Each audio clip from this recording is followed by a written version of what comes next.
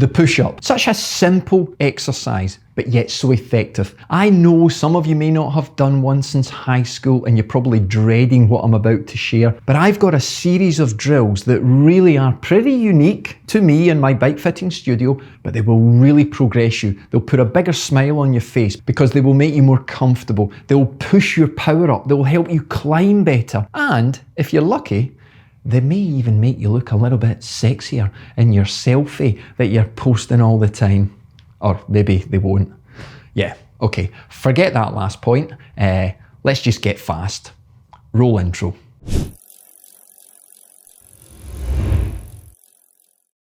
Hey, Coach Scott here. Thanks for joining me in this video. This is the start of a series of videos I want to do from the Bike Fit Studio based on posture and how important it is. Now, don't worry, I'm not going to speak to you like a moron. You know the value of work off the bike. Work to develop your posture, work that's going to help you stabilize joints and increase strength. Of course you do. And you might even be doing some exercises, but you might also not be doing them regularly enough. It might be because you're tired, you run out of time, or you actually think it's a load of bollocks and you're not doing it because you don't see any value in it. Well, I want to share in this video not only some drills that will blow your mind, how simple they are, but also how it's important to do it every single day. And it's what's up here that's stopping you, okay? So don't worry, I'm not going to be ripping my t-shirt off and sharing my bulging muscles and making you feel inadequate. No, don't worry about that. I'm going to be sharing you good form, bad form, the problem that we have with the push-up, and some drills using very basic equipment. In fact, a foam roller, a medicine ball, a chair, or just your own body weight. Okay, to clarify a few things first, why the push-up, coach? Well, we're going to be targeting the chest muscle, we're going to be targeting the deltoid, and we're going to target the tricep. And this tricep is super important when we're loading up on the bike. But remember, the push-up is a full body weight resistance drill. It's fantastic for stabilization of the shoulder, of the wrist, and that will give your joint better health, not just in cycling, but in general everyday life. It will help us engage in the core, so therefore it will help support the pelvis. So on the bike, we'll get better comfort, control, plus speed, and the sexiness if you want it. Now, before we start, a couple of disclaimers, and this is mainly for you guys. It's not about number, it's not about size, it's not about length, it's not about volume. You know the chat. I mean, I'll hear people say, hey coach, I can do 50 push-ups before I even wake up.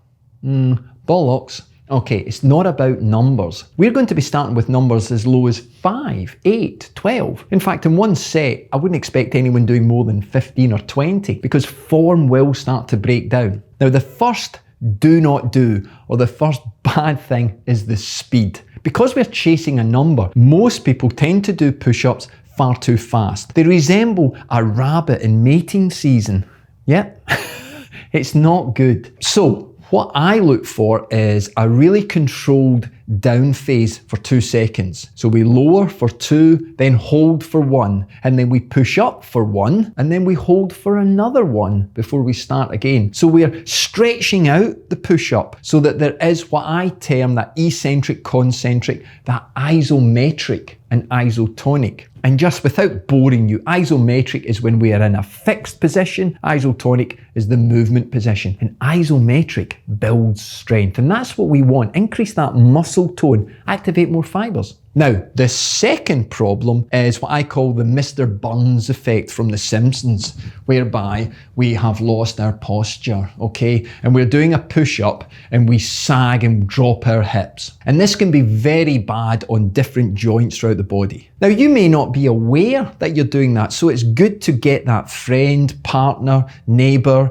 Amazon delivery man, whoever you associate with, to actually video or take some photographs of you. Video is better because you can actually see, and once you see it, you will start to execute better. So I talk about sucking in the belly button. I talk about that feeling of squeezing your butt cheeks so that we keep our pelvis nice and high. And then we will drop down into that really controlled position. Now, the next thing is what I call the Chris Froome elbows. If we do push-ups with our elbows flaring out, this is not an ideal angle for the shoulder joint to be in. And this could lead to some neck and shoulder issues. So, elbows tucked in, and I like to have my hands at the same width as my shoulders. So I make marks. I have them in the studio all over the place at 42 centimeters. Okay, so that's thumb and first finger, and they will line up, and spread my fingers so I've got a good grip. But I've got that L shape at 42 for me. Now, that doesn't mean that you go and measure your bars and you do it at that width, because your bars may be too wide.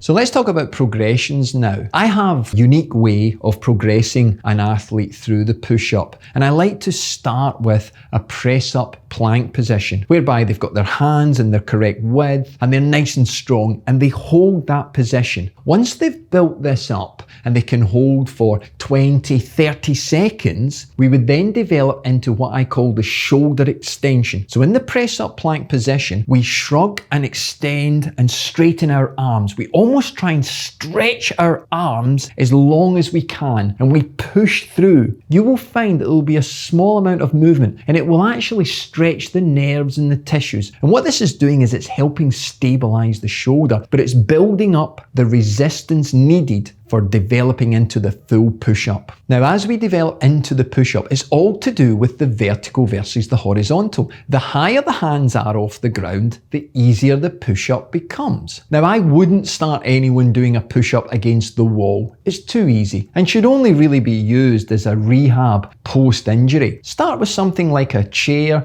or a table or a small stool, and do the push-up as we would do in correct form in the horizontal position. Take your time to build these up. Work on videoing your push-up as well, so that you've got that correct technique. Once they start to get easier, you develop onto the floor. And this may mean that you take a step back in terms of the numbers and you focus on the form again. It will not take you long to build up to a higher number.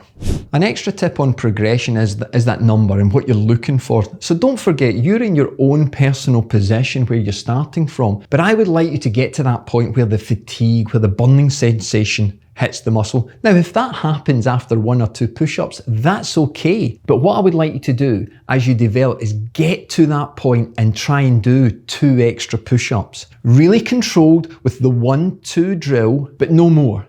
Because all that will happen is your angle of movement will change, and you're likely to start to bring about some form of injury. And you're not really getting the development that you think you are from that push-up. So it's better to build slow and steady. Set yourself a number that you want to try and achieve. Go for 3 sets. If your reps are only 3 to 5 and you do 15 push-ups in one workout, that's fine. Come the next day, you repeat that, and within a week or 2, you'll soon be up to 20, 40, 50 push-ups in one workout. Let's look at some progression. So what I do is use the foam roller. And with the foam roller, I can add now a dynamic element to the push-up. Now you can do this however you want, in terms of maybe you've done a set of push-ups without equipment and then we add the foam roller on. Now, placing your hands on top of the foam roller, what will happen now is you are slightly away from the horizontal. So you may think, well, that's an easier push-up, coach. But what I do at the top is I rotate my hands on the foam roller. So I have that movement. So now I'm increasing the stabilization through my shoulders and wrists. Once I've done that, I then lower and do a push-up. So I do the same drill, but then at the top I hold, and I will hold sometimes for 3 to 5 seconds. Create the vibration through the top, increase that stability through the shoulder. Wonderful and super drill. The next drill with the foam roller is where I'm moving my hands on and off. So I now have movement through my core.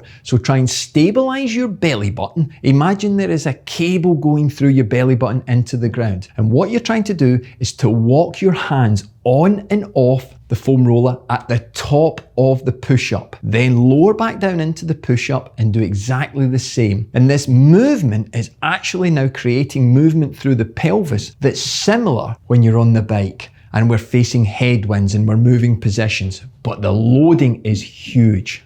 It is a really wonderful drill. Now the third progression I use is with a medicine ball rather than the foam roller. And what I'm now going to do is to set my hands at an uneven height, but try and stabilize the pelvis. And again, this is wonderfully effective for on the bike. And what we're going to do is at the top of the stroke, we just move the ball between left and right hands. Spread your hands as normal, lower down and try and stabilize that position, and then back up. Keep the 1-2-1 routine and you will really start to feel that shoulder stabilization kick in.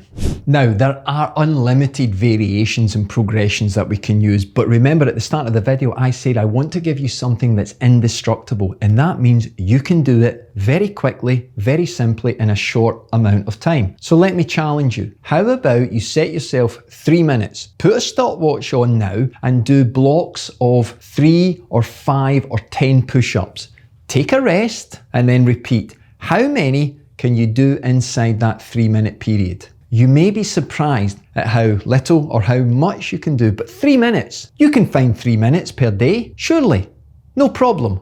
You're just being lazy. And if you do this every single day, before a week or a month, you'll be progressing and you'll be sharing videos with me about how much you've developed. Now, I want to work through a series of videos and share with you what I call my 100 drill, whereby we're doing 100 exercises per day, every day, and I'm nearly 52. It matters because not only are you improving your posture on the bike, but also your posture off the bike, but you're also increasing your muscle tone, which is going to have an effect on your basal metabolic rate. Yes, you will burn more calories at rest with more muscle tone. It's super important and super easy, okay? Hey, don't forget, if this video has added any value, give it a thumbs up. It helps YouTube and the channel and sends the message all over the place. And don't forget, hit that subscribe button. Come and join the party. We're live every Monday night at 7 o'clock UK time, where you might be the star of the show, get your questions answered, be part of the growing community that we have. Hey, you take care, keep smiling, keep doing your push-ups, slow them down, keep on the form, and before you know it, you'll be ripping your t-shirt off and showing all those muscles. You take care. I'll see you in the next video.